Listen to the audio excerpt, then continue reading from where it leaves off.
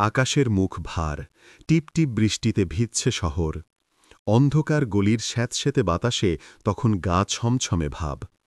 ঠিক এই পরিবেশেই স্বর্ণময়ীর সাদামাটা জীবনে ঘটে গেল এক অলৌকিক ছন্দপতন।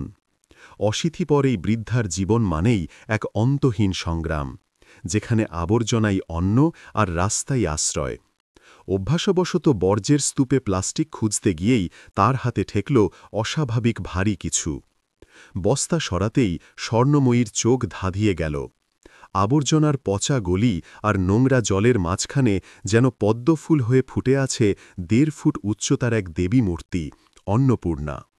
কাসার শরীরে কাদা লেপ্টে থাকলেও দেবীর চোখের দৃষ্টিতে ছিল এক জীবন্ত, করুণাময় আহ্বান। স্বর্ণময়ী বাকরুদ্ধ। এমন মহামূল্যবান বস্তু আবর্জনায়? এটা কি কোনো আশীর্বাদ, নাকি অভিশপ্ত কোনো ষড়যন্ত্রের অংশ? এক লম্হায় ৪-৫টা দেখে নিলেন তিনি। কেউ দেখল কি? আচমকা বয়ে যাওয়া ঠান্ডা বাতাসে শিরদাঁড়া দিয়ে ভয়ের স্রোত নেমে গেল।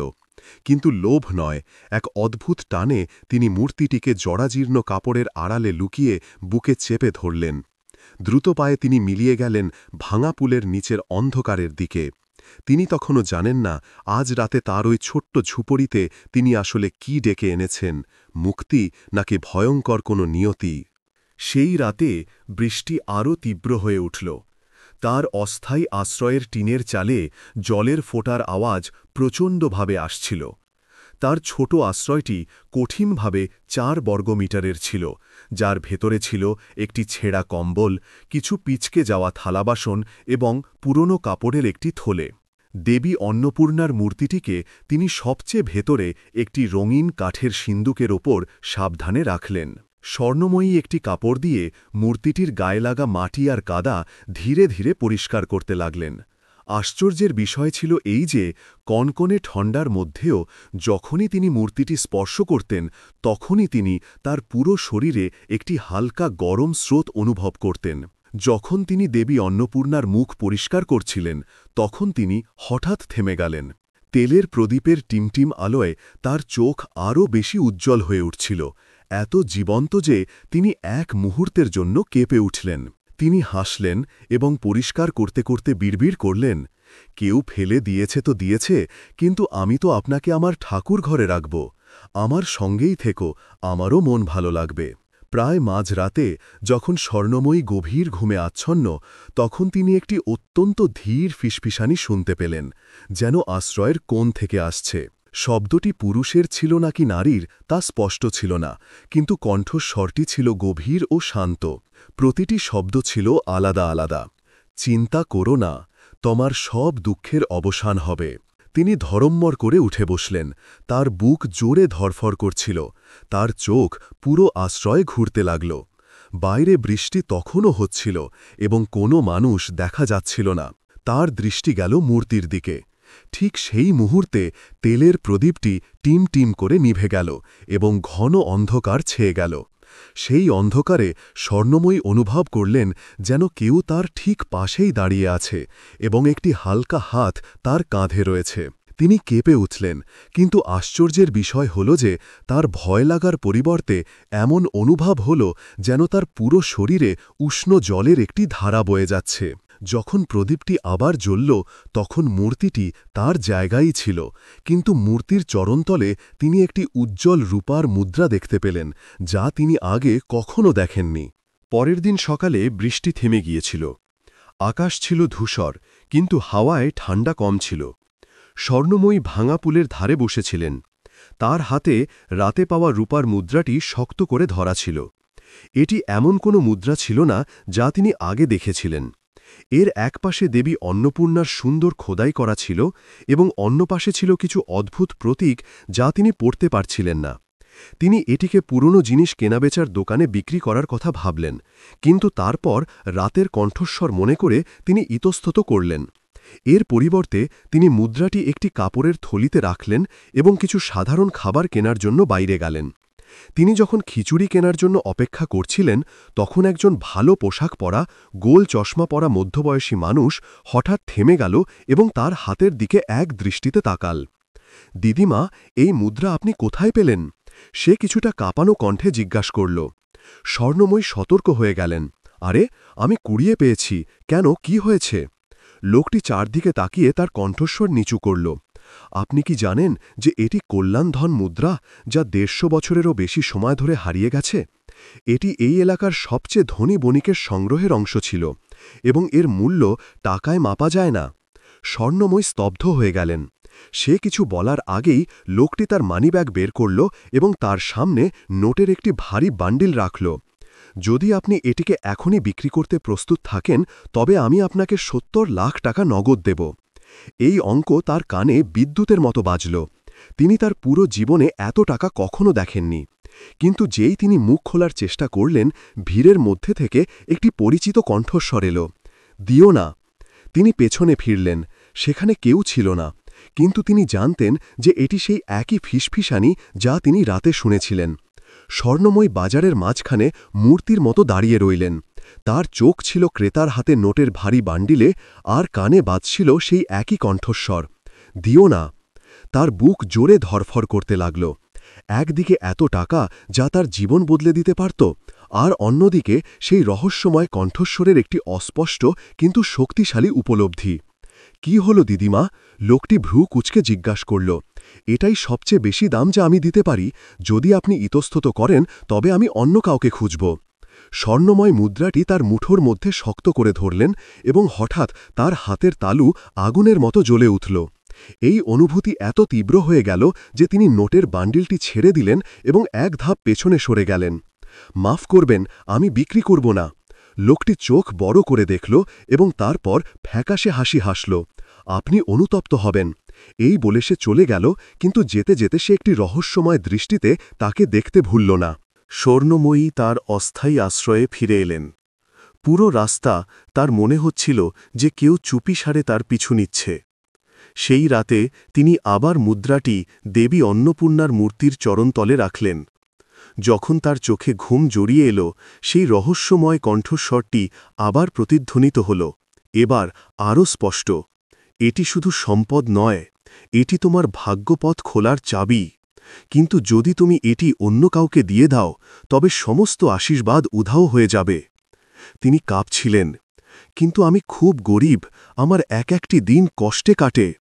কণ্ঠস্বরটি ধীরে উত্তর দিল, মাত্র ৭ দিন অপেক্ষা করো। তোমাকে আর কখনো খাবারের জন্য চিন্তা করতে হবে না। এই বাক্যটি শেষ হওয়ার সাথে সাথেই তিনি তার শরীর হালকা অনুভব করলেন, যেন তিনি কোনো স্বপ্নে ভাসছেন। পরের দিন সকালে প্রথম অদ্ভুত ঘটনাটি ঘটল। একজন অপরিচিত লোক তার আশ্রয়ের দরজায় কড়া নাড়ল এবং এমন একটি খবর নিয়ে এলো যার কথা তিনি তার পুরো জীবনে কখনো ভাবেননি। সেই সকালে সূর্য সবেমাত্র বাঁশের ঝোপের ওপর উঠেছিল, এবং সকালের কুয়াশার সাথে মেশা সোনালি রোদ সেই ছোট গলিতে ছড়িয়ে পড়ছিল যেখানে স্বর্ণময়ী থাকতেন। দরজায় ক্রমাগত কড়া নাড়ার শব্দ হল, খুব জোরে নয়, কিন্তু তাকে চমকে দেওয়ার জন্য যথেষ্ট ছিল। তার আশ্রয়ে সাধারণত কেউ আসত না, কিছু ছেলে মেয়ে ছাড়া, যারা কখনো কখনো তাকে বিরক্ত করার জন্য ছুটে আসত। তিনি দরজায় লাগানো ত্রিপলটি সরালেন। তার সামনে একজন লম্বা রোগা মানুষ দাঁড়িয়েছিল, যিনি সাধারণ কিন্তু পরিচ্ছন্ন পোশাক পরেছিলেন। তার চোখ ছিল উজ্জ্বল এবং গভীর, যেন তিনি যে কারো ভেতরের সব দেখতে পারতেন। তিনি ধীরে হেসে সম্মানের সাথে হাত জোড় করলেন। নমস্কার দিদিমা, এত সকালে আপনাকে বিরক্ত করার জন্য আমি দুঃখিত। আমার নাম বিবেক, এবং আমি এখানে এসেছি কারণ আপনার কাছে এমন একটি বস্তু আছে যা আমি দীর্ঘ সময় ধরে খুঁজছি। স্বর্ণময়ী সতর্ক হয়ে গেলেন, এবং অজান্তে তার হাত তার আপরের পকেটে চলে গেল, যেখানে তিনি মুদ্রাটি রেখেছিলেন। তুমি কি বলছ? আমার কাছে কোনো মূল্যবান বস্তু নেই। বিবেক ধীরে মাথা নাড়লেন। আপনার কাছে আছে, এবং সেটির জন্যই আপনি আজ আমার সাথে দেখা করেছেন। কিন্তু আপনি চিন্তা করবেন না, আমি এটিকে কিনতে আসিনি। আমি আপনাকে এর এবং আপনার সম্পর্কে একটি ঐতিহাসিক বিবরণ শোনাতে এসেছি। এই কথা শুনে স্বর্ণময়ীর মেরুদণ্ডে একটি শিহরণ বয়ে গেল। তিনি মুদ্রার কথা কি করে জানলেন? বিবেক আশ্রয়ের ভেতরে এলেন, এবং তার দৃষ্টি সোজাসুজি কোণে রাখা দেবী অন্নপূর্ণার মূর্তির ওপর পড়ল। তিনি কাছে গেলেন, হাঁটু গেড়ে বসলেন, এবং এমনভাবে মাথা নত করলেন যেন পূজা করছেন। যখন তিনি মাথা তুললেন তার কণ্ঠস্বর গভীর হয়ে গেল। এটি গুপ্তা পরিবার দ্বারা ১৫০ বছর আগে তৈরি করা দেবী অন্নপূর্ণার মূর্তি, এবং এর ভেতরে একটি প্রাচীন ধন লুকানো আছে। যে কল্যাণ ধন মুদ্রাটি আপনার কাছে আছে সেটি এটিকে খোলার চাবি। স্বর্ণময়ী অবাক হয়ে গেলেন। কেমন ধন? আমি তো শুধু বর্জ্য কুড়ানো একজন মানুষ, আমার এর সাথে কি সম্পর্ক? বিবেক তাকে মাঝখানে থামিয়ে দিলেন। তার চোখে ছিল গাম্ভীর্য। প্রত্যেকটি ঘটনার একটি কারণ থাকে। এই মুদ্রাটি শুধুমাত্র নির্ধারিত ব্যক্তিকে দেখা দেয়। আমি বিশ্বাস করি যে আপনার ভাগ্য এটির সাথে জড়িত, কিন্তু সেই কারণেই কিছু লোক এটি ছিনিয়ে নেওয়ার জন্য সব রকম চেষ্টা করবে। যদি আপনি আমাকে বিশ্বাস করেন তবে আমি আপনার রক্ষা করব এবং আপনাকে সেই জায়গায় নিয়ে যাব যেখানে এই মুদ্রাটি পথ দেখাচ্ছে। স্বর্ণময়ী মুদ্রাটিকে শক্ত করে ধরলেন। তার মনে প্রশ্নের ঝড় বইতে লাগল। তিনি বিবেকের চোখের দিকে তাকালেন এবং সেখানে বর্জাধারের লোকটির মতো লোভ নয়, বরং কিছু গম্ভীর ও দৃঢ় সংকল্প দেখল। কোথায় সেই জায়গা যেখানে মুদ্রাটি পথ দেখাচ্ছে? তিনি ধীরে জিজ্ঞেস করলেন। বিবেক রহস্যময়ভাবে হাসলেন। একটি ধন যা ১৫০ বছরেরও বেশি সময় ধরে দিন, আর এটি সেই ৭ দিনের শুরু যা আপনার পুরো জীবন বদলে দেবে। ঠিক সেই মুহূর্তে বাইরে থেকে পায়ের শব্দ এবং অদ্ভুত আওয়াজ আসতে লাগল, যেন কেউ আশ্রয়ের চারপাশে কিছু খুঁজছে। বিবেক দ্রুত চুপ থাকার ইশারা করলেন। তার চোখ দ্রুত হয়ে গেল। ওরা এখানে চলে এসেছে। পায়ের আওয়াজ আরও জোরালো হতে লাগল, সাথে মৃদু ফিসফিসানিও ছিল। স্বর্ণময়ী তার শ্বাস ধরে রাখলেন এবং আশ্রয়ের কোণে গুঁই মেরে বসলেন। যখন বিবেক তাড়াতাড়ি দরজায় লাগানো ত্রিপলটি টেনে দিলেন, শুধু দেখার জন্য একটি ছোট ফাঁক রেখে। বাইরে দুজন অপরিচিত লোক দেখা গেল। দুজনেই কালো জ্যাকেট এবং টুপি পরেছিল, যা তাদের মুখ প্রায় ঢেকে রেখেছিল। একজনের হাতে লোহার রড ছিল এবং সে হাঁটতে হাঁটতে চারপাশের ড্রাম এবং আবর্জনার বস্তার ওপর আঘাত করছিল। অন্য লোকটি একটি ফোন ধরেছিল এবং ক্রমাগত স্ক্রিনের দিকে দেখছিল। তারপর তার দৃষ্টি সেই এলাকায় ঘোরাচ্ছিল, যেন কিছু খুঁজছে। আমার নিশ্চিত বিশ্বাস সে এখানেই আছে, একজনের কণ্ঠস্বর শোনা গেল। সাবধান থেকো, অন্য লোকটি বলল। বণিক লোকটি বলেছিল যে বৃদ্ধার কাছে মুদ্রাটি অবশ্যই আছে, কাউকে নিজেদের মুখ দেখাবে না। কণ্ঠস্বরটি নিচু ছিল, কিন্তু বিবেক এবং স্বর্ণময়ীর কানে পৌঁছানোর জন্য যথেষ্ট ছিল। স্বর্ণময়ীর বুক জোরে ধরফর করছিল, তার হাত কাঁপছিল। ওরা মুদ্রার কথা জানে, তিনি ফিসফিস করলেন। বিবেক তার কাঁধে হাত রাখলেন। কণ্ঠস্বর শান্ত ছিল, কিন্তু চোখ এখনও সতর্ক ছিল। আমি বলেছিলাম যে কিছু লোক এটি পাওয়ার জন্য সব রকম চেষ্টা করবে। আমার কথা শুনুন, দরজা একদম খুলবেন না। দুজন অপরিচিত লোক আশ্রয়ের কাছে আসতে লাগল। একজন ঝুঁকে ত্রিপলের ফাঁক দিয়ে ভেতরে দেখার চেষ্টা করল, কিন্তু ঠিক সেই মুহূর্তে বিবেক জোরে কাশতে শুরু করার ভান করলেন এবং ইচ্ছাকৃতভাবে পেছনে রাখা একটি লোহার ড্রামে জোরে লাথি মারলেন, যার ফলে একটি বড় আওয়াজ হল। তারা চমকে পেছনে সরল। তাদের মনে হল যে কেউ আসছে এবং তারা তাড়াতাড়ি পেছনে সরে গিয়ে আলাদা আলাদা দিকে খুঁজতে লাগল। যদি তাকে না পাওয়া যায় তবে আজ রাত ফিরতে হবে, একজন বলল। তারপর দুজন একটি ছোট গলিতে অদৃশ্য হয়ে গেল। শান্তি ফিরে এলো, কিন্তু বিপদের গন্ধ তখনও হাওয়ায় ছিল। স্বর্ণময়ী কম্বলের ওপর ধপ করে বসে পড়লেন। ঠান্ডা সত্ত্বেও তিনি ঘামে ভিজে গিয়েছিলেন। ওরা এত কেন পিছু লেগেছে তিনি জিজ্ঞাসা করলেন। কণ্ঠস্বর তখনও কাঁপছিল। বিবেক দেবী অন্নপূর্ণার মূর্তির দিকে তাকিয়ে রইলেন। কারণ যে ধনের দিকে এই মুদ্রা নিয়ে যায় তা শুধু অর্থের নয়, তাতে এমন রহস্যও রয়েছে যা যদি ভুল হাতে পড়ে তবে বিপর্যয় ডেকে আনবে। তিনি থামলেন এবং তারপর বললেন, ওদের ফিরে আসার আগে আমাদের এখান থেকে তাড়াতাড়ি বের হতে হবে। আর আমার দরকার যে আপনি দেবী অন্নপূর্ণার মূর্তিটিও সাথে নিয়ে চলুন, কারণ এটি আর মুদ্রাটি একই। স্বর্ণময়ী ইতস্তত করলেন, কিন্তু যখন তার রাতের কণ্ঠস্বর এবং ৭ দিনে জীবন বদলে যাওয়ার প্রতিশ্রুতির কথা মনে এলো, তখন তিনি ধীরে মাথা নেড়ে সম্মতি দিলেন। সন্ধ্যা নামতেই বিবেক তাকে একটি মেঠো পথ ধরে জনপদের বাইরে নিয়ে গেলেন। কিন্তু তারা জানত না যে তাদের থেকে খুব দূরে নয়, দুটি কালো ছায়া তখনও তাদের প্রতিটি পদক্ষেপে নজর রেখেছিল, সুযোগের অপেক্ষায় ছিল। সেই সন্ধ্যায় নদী থেকে আসা বাতাস ছিল হিমশীতল এবং বিষণ্ণ আকাশ রাতে বৃষ্টি হওয়ার ইঙ্গিত দিচ্ছিল। বিবেক স্বর্ণময়ীকে আঁকাবাঁকা গলি দিয়ে নিয়ে গেলেন, প্রধান রাস্তাগুলো এড়িয়ে। তিনি দেবী অন্নপূর্ণার মূর্তি সমেত কাপড়ের বান্ডেলটি শক্ত করে ধরেছিলেন এবং মুদ্রাটি তার বুকের কাছে একটি পকেটে বেঁধে রেখেছিলেন। আমরা কোথায় যাচ্ছি? তিনি ধীরে জিজ্ঞাসা করলেন। উত্তরের দিকে, নীলগিরি পর্বতে। সেখানে একটি পুরনো পরিত্যক্ত আশ্রম আছে যেখানে এই মুদ্রার গল্প শুরু হয়েছিল। বিবেক উত্তর দিলেন। তার চোখ সামনের রাস্তা থেকে সরেনি। তারা দিনের শেষ বাস ধরলেন এবং একেবারে পেছনের সিটে বসলেন। স্বর্ণময়ী জানালার কাছে গুটিসুটি মেরে বসলেন এবং ধীরে ধীরে মুদ্রাটি স্পর্শ করতে লাগলেন। অস্তগামী সূর্যের আলোয় তার ফ্যাকাশে দুটি আরও উষ্ণ লাগছিল। মাঝ রাতে বাসটি একটি ছোট পেট্রোল পাম্পে থামল যাতে লোকেরা আরাম করতে পারে। স্বর্ণময়ী মুখ ধোয়ার জন্য শৌচাগারে গেলেন। যেই তিনি বাইরে এলেন তিনি হঠাৎ দেখলেন যে কালো জ্যাকেট এবং টুপি পরা একজন লোক একটি খুঁটির সাথে হেলান দিয়ে দাঁড়িয়ে আছে, যে তার দিকে এক দৃষ্টিতে তাকিয়ে আছে। তার দৃষ্টি স্বর্ণময়ীর মেরুদণ্ড একটি শিহরণ বয়ে দিল। সে তাদের মধ্যে একজন ছিল যারা সকালে তার আশ্রয়ের আশেপাশে ঘোরাঘুরি করছিল। তিনি ফিরে গিয়ে বিবেককে খুঁজতে চাইলেন, কিন্তু তখনই লোকটি তার ফোন বের করল, দ্রুত কিছু বার্তা টাইপ করল এবং অন্ধকারে অদৃশ্য হয়ে গেল। যখন বাস আবার চলতে শুরু করল তিনি ঘাবড়ে গিয়ে বিবেককেই কথা বললেন। তিনি ভ্রু কুঁচকে গেলেন। তাহলে ওরা এখনও আমাদের পিছু করছে, আমরা সরাসরি নীলগিরি যেতে পারি না। তিনি একটি নির্জন বাসস্টপে নামতে বললেন এবং তারপর তাকে একটি খালি মাঠের মধ্যে দিয়ে হেঁটে নিয়ে গেলেন। আকাশ ছিল ঘন অন্ধকার, শুধু তার টর্চের আলোই রাস্তা দেখাচ্ছিল। ঝিঝি পোকার শব্দ এবং জনশূন্য গাছপাড়া থেকে আসা বাতাসের শনশন শব্দ শোনা যাচ্ছিল। প্রায় মাঝ রাতে যখন তারা একটি পুরনো বটবৃক্ষের নিচে বিশ্রাম নিতে থামলেন, স্বর্ণময়ী হঠাৎ অনুভব করলেন যে দেবী অন্নপূর্ণার মূর্তি সমেত বান্ডিলটি ধীরে ধীরে কাঁপছে, যেন কেউ ভেতর থেকে কড়া নাড়ছে। তিনি চমকে সেটি খুললেন। মূর্তিটি তেমনই ছিল, কিন্তু দেবী অন্নপূর্ণার চোখে একটি অদ্ভুত দ্যুতি ছিল এবং তার পকেট থেকে মুদ্রাটি মাটিতে পড়ে গেল। একটি চক্কর খেয়ে দাঁড়িয়ে গেল এবং সোজা উত্তর দিকে ইশারা করতে লাগল। বিবেক দেখলেন এবং তার মুখ গম্ভীর হয়ে গেল।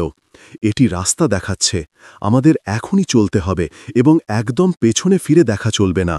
কিন্তু যেই তারা এগিয়ে চললেন, দূর থেকে বন্য কুকুরের জোরে গর্জন করার আওয়াজ এলো, যা ইঙ্গিত দিচ্ছিল যে পিছন দিক থেকে ধাওয়াকারীরা আগের চেয়ে অনেক কাছে এসে গেছে। কুকুরদের গর্জন করার আওয়াজ রাতের নিস্তব্ধতাকে চিরে দিল, সাথে দ্রুত এগিয়ে আসা পায়ের শব্দ এবং অস্ত্রের ঠোকাঠুকির আওয়াজও শোনা যাচ্ছিল। স্বর্ণময়ী ঘাবড়ে গেলেন। তিনি দেবী অন্নপূর্ণার মূর্তি সমেত বান্ডিলটি শক্ত করে ধরে রাখলেন, যখন বিবেক তাকে দ্রুত শুকনো পাতায় ভরা একটি মেঠো পাতে দৌড়াতে শুরু করলেন। পেছন থেকে টর্চের আলো চারদিকে ঘুরছিল, দুপাশের পুরনো গাছগুলোকে আলোকিত করছিল। রাতে একটি চিৎকার প্রতিধ্বনিত হল, ওদেরকে যেন পালাতে না পারে।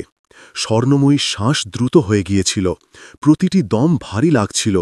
তিনি আগেই দুর্বল ছিলেন এবং সন্ধ্যা থেকে ক্রমাগত হাঁটার কারণে তার হাঁটু ক্লান্ত হয়ে পড়েছিল।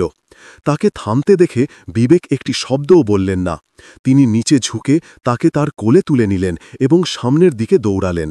ঠিক সেই সময় জঙ্গলের গভীর থেকে একটি দীর্ঘ আর্তনাদ এলো, যার ফলে কুকুরগুলি হঠাৎ চুপ হয়ে গেল। আওয়াজটি অদ্ভুত ছিল, না মানুষের মতো না কোনো পশুর মতো। এমন মনে হচ্ছিল যেন এটি অনেক দূর থেকে আসছে, কিন্তু প্রত্যেকের কানে সরাসরি ঢুকছে। বিবেক থেমে গেলেন এবং তাকে চুপ থাকার ইশারা করলেন। পুরো জঙ্গল একটি ভীতিকর নিস্তব্ধতায় ডুবে গেল। পেছন দিক থেকে ধাওয়াকারীরাও থেমে গেল এবং কিছু ফিসফিস করতে লাগল। স্বর্ণময়ী অনুভব করলেন যে তার হাত কাঁপছে, কিন্তু মুদ্রাটি গরম হয়ে তাকে এগিয়ে যাওয়ার জন্য অনুপ্রেরণা করছিল। এটি একটি চিহ্ন, বিবেক ফিসফিস করে বললেন, আমরা গন্তব্যের কাছাকাছি পৌঁছে গেছি। তারা মুদ্রার অস্পষ্ট আলোর পিছু পিছু চললেন। এবার মুদ্রাটি শুধু চকচক করছিল না, বরং একটি কম্পাসের কাঁটার মতো ধীরে ধীরে কাঁপছিল। রাস্তাটি একটি সরু পাহাড়ের গুহার দিকে যাচ্ছিল, যার দুপাশে ছিল খাড়া চাটান। গুহার ভেতর থেকে আসা বাতাসে স্যাঁতসেঁতে ও বরফের মতো ঠান্ডার গন্ধ ছিল। যেই তারা গুহায় ঢুকলেন, পেছন থেকে একটি চিৎকার শোনা গেল, ওরা ভেতরে ঢুকে গেছে, তাড়াতাড়ি করো। বিবেক তাকে আরও ভেতরের দিকে টেনে নিয়ে গেলেন। হঠাৎ ওপর থেকে একটি বিশাল শিলাখণ্ড পড়ল এবং প্রবেশপথটিকে বন্ধ করে দিল। ধুলোর মেঘ উঠল এবং পেছনের লোকদের পায়ের আওয়াজ থেমে গেল। ধুলোর মধ্যে স্বর্ণময়ী অনুভব করলেন যে তিনি ধূসর কাপড় পরা, মাথায় টুপি দেওয়া একজন ব্যক্তির ছায়া দেখলেন, যে চাটানের উপর দাঁড়িয়ে তাদের দেখছিল এবং তারপর অদৃশ্য হয়ে গেল। বিবেক শুধু এতটুকুই বলতে পারলেন, কেউ আমাদের রক্ষা করছে। তারা গুহার মধ্যে আরও ভেতরে চলতে লাগলেন, যতক্ষণ না তাদের চোখের সামনে একটি পুরনো পাথরের দরজা এলো। তাতে দেবী অন্নপূর্ণার খোদাই করা ছিল এবং সেটি শ্যাওলায় ঢাকা ছিল। আর দরজার ঠিক মাঝখানে একটি গোল গর্ত ছিল, যা স্বর্ণময়ীর হাতে থাকা মুদ্রার জন্য একেবারে সঠিক ছিল। গুহা থেকে আসা বাতাস সূচের মতো বিঁধছিল, যা স্বর্ণময়ীর কপালে এলোমেলো সাদা চুলগুলোকে উড়িয়ে দিচ্ছিল। তিনি শ্যাওলা ঢাকা সেই পাথরের দরজার সামনে দাঁড়িয়েছিলেন। তার কাঁপতে থাকা হাতে ছিল সেই মুদ্রাটি। দরজার মাঝখানের গোল গর্তটি এত সঠিক ছিল যে তার মনে হল এই মুদ্রাটি শুধু সেই জায়গাতেই লাগার জন্য তৈরি। বিবেক ধীরে বললেন, এটি ভেতরে প্রবেশ করান, কিন্তু একবার এটি খুলে গেলে আমরা আর আগের মতো ফিরে যেতে পারব না। তিনি রাতের কণ্ঠস্বরকে মনে করে গলা পরিষ্কার করলেন, 7 দিনে তোমাকে খাবারের জন্য চিন্তা করতে হবে না। এখানে এসে তিনি বুঝে গিয়েছিলেন যে তিনি থামতে পারবেন না। তিনি মুদ্রাটিকে গোল গর্তে ঢোকালেন। একটি শুকনো টুক শব্দ হল। তারপর দরজা ধীরে ধীরে কাঁপল এবং ধুলো পড়তে লাগল।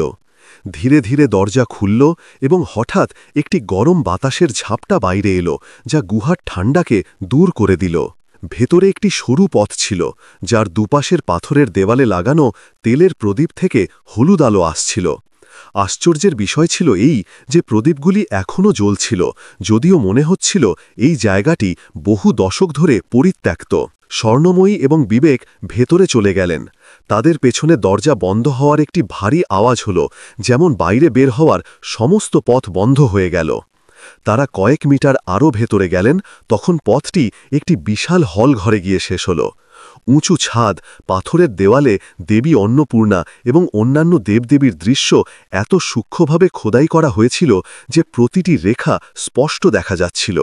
হলঘরের ঠিক মাঝখানে একটি বড় পাথরের বেদি ছিল, যার ওপর সোনার পাড়ওয়ালা একটি লাল কাঠের সিন্দুক রাখা ছিল, যার ওপর পদ্মফুলের খোদাই করা পিতলের তালা লাগানো ছিল।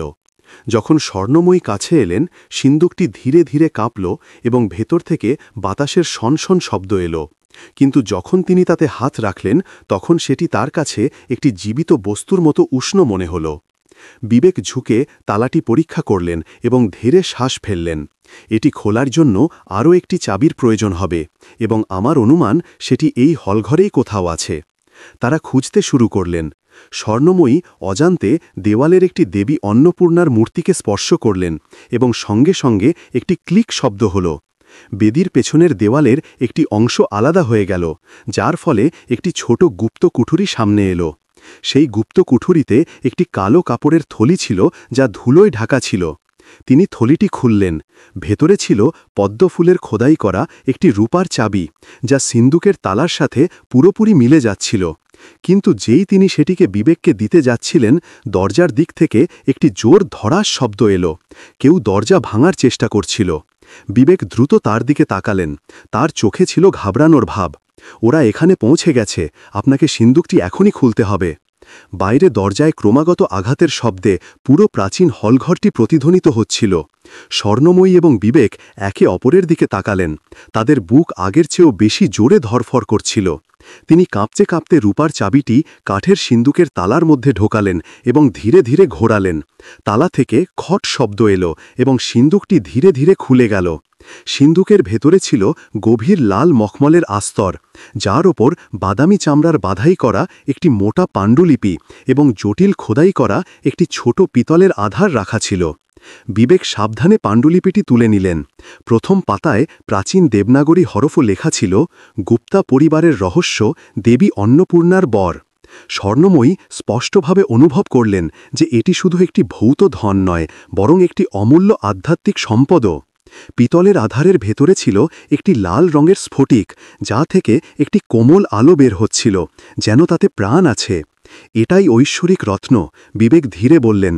বিশ্বাস করা হয় যে এটি প্রতিটি অসুস্থতা নিরাময় করতে পারে, সৌভাগ্য ও শান্তি আনতে পারে। স্বর্ণময়ীর মনে একটি মজবুত বিশ্বাস জন্মাল, যেন তার জীবনের সমস্ত কষ্ট দূর হতে পারে। হঠাৎ বাইরে দরজার আওয়াজ আরও তীব্র হয়ে গেল, সাথে গর্জন এবং ভারী পায়ের আওয়াজও আসতে লাগল। তলোয়ার এবং লাঠি নিয়ে লোকগুলি ভেতরে ঢুকে এলো, তাদের চোখ ছিল হিংস্র। বিবেক তাকে পেছনে সরার ইশারা করলেন। সাবধানে থেকো স্বর্ণময়ী, এটি শুধু টাকা নয়, বরং একটি দায়িত্ব। সংঘাত শুরু হল। ধাওয়াকারীরা নির্মমভাবে এগিয়ে এলো, কিন্তু যেই তারা হলঘরে ঢুকল, লাল স্ফটিক থেকে বের হওয়া আলো ছড়িয়ে পড়ল, যার ফলে পরিবেশ অদ্ভুতভাবে শান্ত হয়ে গেল। একটি অদৃশ্য শক্তি যেন তাদের পা থামিয়ে দিল, যার ফলে অনেকেই থেমে যেতে বাধ্য হল। তারা অবাক হয়ে রত্নটিকে দেখছিল। কেউ কাঁপছিল, আবার কেউ কেউ তো পড়েও গেল। স্বর্ণময়ী সোজা দাঁড়িয়েছিলেন, রত্নটিকে শক্ত করে ধরে। তিনি তার নিজের ভেতরে একটি কোমল ও অলৌকিক শক্তি অনুভব করছিলেন, যা তার থেকে ছড়িয়ে পড়ছিল। বিবেক ফিসফিস করলেন, এটি দেবী অন্নপূর্ণার অলৌকিক কাজ। এই সেই আশীর্বাদ যা আপনাকে দেওয়া হয়েছে। এটিকে সাবধানে রাখবেন, কারণ এটি আপনার জীবন চিরকালের জন্য বদলে দেবে। সপ্তম দিনে ধূসর আকাশ আসন্ন ঝড়ের ইঙ্গিত দিচ্ছিল। স্বর্ণময়ী এবং বিবেক পুরনো নীলগিরি আশ্রমের সামনেই ছিল, যা কখনো তাদের অলৌকিক যাত্রার শুরুবিন্দু ছিল। এই জায়গাটি শুধু ধন লুকিয়ে রাখেনি, বরং পবিত্র ঐশ্বরিক রত্নকে রক্ষা করার জন্য চূড়ান্ত যুদ্ধক্ষেত্রও ছিল। হঠাৎ অন্ধকার থেকে টুপি পরা সেই পরিচিত লোকটির ছায়া তার দলবল নিয়ে দেখা দিল। এই সেই বণিক লোকটি ছিল যে তাকে ৭০ লাখ টাকার প্রস্তাব দিয়েছিল, এবং এখন সে রত্নটি ছিনিয়ে নেওয়ার জন্য একটি বড় দল জড়ো করেছিল। তার চোখ ছিল ঠান্ডা এবং লোভী। এখন সময় এসেছে যে তুমি সেই বস্তুটা ফিরিয়ে দাও যা তোমার নয়, সে গর্জন করে বলল। স্বর্ণময়ী ভয় পেলেন না, তার চোখ দৃঢ়তায় জ্বলছিল। এই রত্ন কোনো একজন ব্যক্তিকে ধনী বানানোর জন্য নয়, বরং সবার মঙ্গল করার জন্য। আমি তোমাদেরকে এটিকে ছিনিয়ে নিতে দেব না। উত্তেজনাপূর্ণ পরিবেশের মধ্যে সংঘাত শুরু হল। বিবেক এবং স্বর্ণময়ী একসাথে দাঁড়িয়েছিলেন।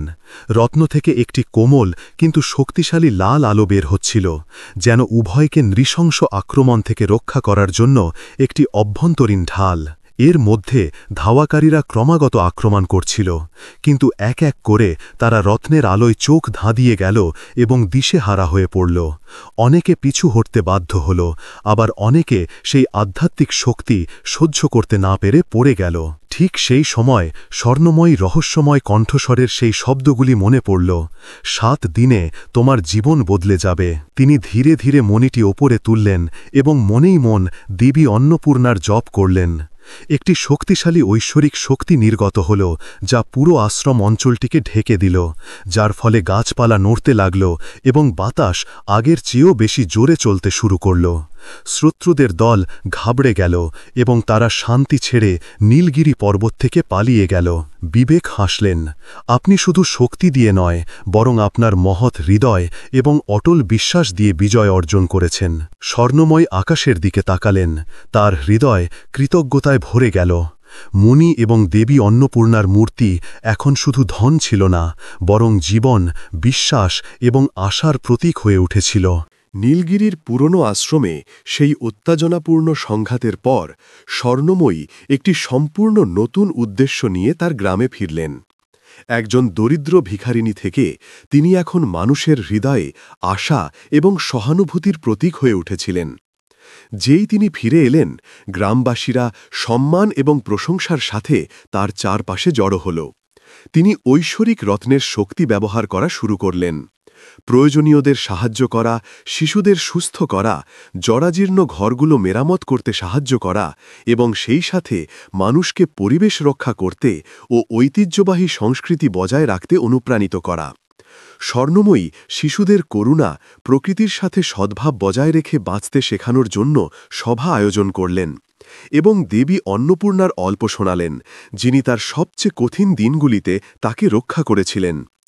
বিবেক তার বিশ্বস্ত উপদেষ্টা হয়ে রইলেন, যিনি সমস্ত কাজ পরিচালনায় তাকে সাহায্য করতেন এবং তারা যে মূল্যবান গোপনীয়তাগুলি আবিষ্কার করেছিল তা রক্ষা করতেন। ধীরে ধীরে ছোট গ্রামটি অনেক পুণ্যার্থীদের গন্তব্য হয়ে উঠল, যারা জীবনে বিশ্বাস ও সান্ত্বনার সন্ধানে ছিল। সাংবাদিক এবং মানবহিতৈষী ব্যক্তিরাও এলেন, যারা স্বর্ণময়ীর প্রচেষ্টার প্রশংসা করলেন এবং সমর্থন জানালেন। যদিও তিনি সব সময় সবাইকে মনে করিয়ে দিতেন যে প্রকৃত শক্তি ভৌত সম্পদে নয়, বরং প্রতিটি মানুষের হৃদয়ে এবং দৃঢ় নৈতিক সংকল্পে থাকে। তার জন্য যে নতুন জীবন খুলেছিল তা শুধু ভৌত সম্পদের নয়, বরং আত্মিক প্রাচুর্যেরও ছিল। তিনি জানতেন যে এই যাত্রা সবে শুরু হয়েছে এবং তিনি আরও অনেক মানুষের জন্য আলো এবং আশীর্বাদ আনা চালিয়ে যাবেন। যদিও স্বর্ণময়ীর জীবন আমূল বদলে গিয়েছিল, কিন্তু চ্যালেঞ্জগুলো এখনও শেষ হয়নি। যেমন যেমন তার মহৎ কাজ এবং ঐশ্বরিক রত্ন সম্পর্কে খবর ছড়িয়ে পড়তে লাগল, অনেক নিন্দুক এবং লোভী শক্তি এই পবিত্র ধনের ওপর নজর দিতে লাগল।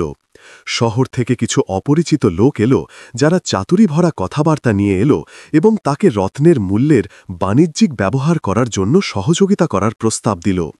তারা তাকে সঠিক পথ থেকে সরানোর জন্য অর্থ, ক্ষমতা এবং এমনকি মানসিক ভীতি প্রদর্শনও ব্যবহার করল। স্বর্ণময়ী টলেননি। তিনি বুঝেছিলেন যে তার মিশনের পবিত্রতা বজায় রাখার জন্য তাকে আরও অবিচল হতে হবে। এছাড়াও সম্প্রদায়ের মধ্যেও কিছু লোক ছিল, যারা তাকে সন্দেহ করত এবং হিংসা করত, এই ভেবে যে তিনি গ্রামবাসীর বিশ্বাসের সুযোগ নিচ্ছেন। তাকে ধৈর্য সহকারে বোঝাতে, সম্মত করতে এবং তার নিঃস্বার্থ কাজ দিয়ে প্রমাণ করতে হয়েছিল। এর মধ্যে বিবেক ক্রমাগত পুরনো পাণ্ডুলিপি এবং রত্ন সম্পর্কে লেখা প্রাচীন নথিগুলো অধ্যয়ন করতে থাকলেন এবং তিনি জানতে পারলেন যে মণি শুধু একটি নিরাময়কারী বস্তু ছিল না, বরং একটি বিশাল মহাজাগতিক শক্তি উৎসের চাবিও ছিল, যা এই পুরো ভৌগোলিক অঞ্চলকে পরিবর্তিত করতে পারত। কিন্তু যদি এটি ভুল হাতে পড়ে, তবে মহাবিপর্যয়ও ডেকে আনতে পারত। এক রাতে স্বর্ণময়ী স্বপ্ন দেখলেন যে দেবী অন্নপূর্ণা প্রকট হয়েছেন এবং তাকে আরও একটি গুরুত্বপূর্ণ দায়িত্ব অর্পণ করছেন। তাকে শুধু নিজের জীবন বাঁচানোর নয়, বরং গ্রামের ঐতিহ্য রক্ষা করা এবং এটি নিশ্চিত করার যে আশীর্বাদ প্রতিটি কোণে ছড়িয়ে পড়ে। যখন তিনি জাগলেন, তখন তিনি তার কাঁধে এক গভীর দায়িত্ব অনুভব করলেন, কিন্তু তার হৃদয় শক্তি এবং দৃঢ় সংকল্পে ভরে গেল। সময় পেরিয়ে গেল। স্বর্ণময়ী শুধু গ্রামের জন্য আশীর্বাদ বহনকারী হয়ে ওঠেননি, বরং একটি বৃহত্তর অঞ্চলের জন্য আস্থা ও বিশ্বাসের প্রতীকও হয়ে উঠলেন। যে লোকেরা কখনো তাকে সন্দেহ করত, তারা ধীরে ধীরে তার সততা এবং আত্মনিবেদন বুঝতে পারল। তারা স্বেচ্ছায় ঐশ্বরিক রত্ন রক্ষা করার এবং সম্প্রদায়ের বিকাশের যাত্রায় যুক্ত হল। তার এবং বিবেকের নির্দেশনায় ছোট গ্রামটি ধীরে ধীরে একটি সাংস্কৃতিক এবং আধ্যাত্মিক তীর্থস্থানে পরিণত হল, যা পুণ্যার্থী, গবেষক এবং শান্তি কামনাকারীদের আকর্ষণ করত। স্কুল, স্বাস্থ্যকেন্দ্র তৈরি করা এবং প্রাকৃতিক পরিবেশের উন্নতি করার মতো সামাজিক উদ্যোগ শুরু করা হল, যার ফলে সকলের জন্য একটি উন্নত জীবন নিশ্চিত হল। একটি সুন্দর বসন্তের সকালে স্বর্ণময়ী নতুন তৈরি করা দেবী অন্নপূর্ণার মূর্তির সামনে দাঁড়িয়েছিলেন। তার হৃদয় কৃতজ্ঞতায় পরিপূর্ণ ছিল। সূর্যের আলো তার মুখে পড়ছিল, যেন দেবী মৃদু হাসছেন। তিনি ধীরে বললেন, প্রত্যেক সমস্যার একটি কারণ থাকে, প্রতিটি পরীক্ষা একটি শিক্ষা। যখন আমরা বিশ্বাস রাখতে এবং বিতরণ করতে শিখি, তখন জীবন আমাদের শতগুণ ফিরিয়ে দেয়। তার পাশে দাঁড়িয়ে থাকা বিবেক গর্বিত চোখে হাসলেন। আপনি শুধু আপনার জন্য নয়, বরং অগণিত অন্যদের জন্য একটি সত্যিকারের অলৌকিকতা তৈরি করেছেন। স্বর্ণময়ী ধীরে মাথা নাড়লেন, তার মন শান্ত ছিল। এটি এক দীর্ঘ যাত্রার শুধু সূচনা, কিন্তু আমার বিশ্বাস সকলের একতাবদ্ধ প্রচেষ্টায় এই আলো কখনো নিভবে না। একজন ভিখারিনীর বর্জ্যের স্তূপ থেকে দেবী অন্নপূর্ণার মূর্তি তুলে নিয়ে পুরো অঞ্চলের জন্য সৌভাগ্য বহনকারী হয়ে ওঠার স্বর্ণময়ীর গল্প অদম্য সাহস, বিশ্বাস এবং আধ্যাত্মিক উত্তরাধিকারের শক্তি সম্পর্কে একটি অমর গাথা হয়ে রইল।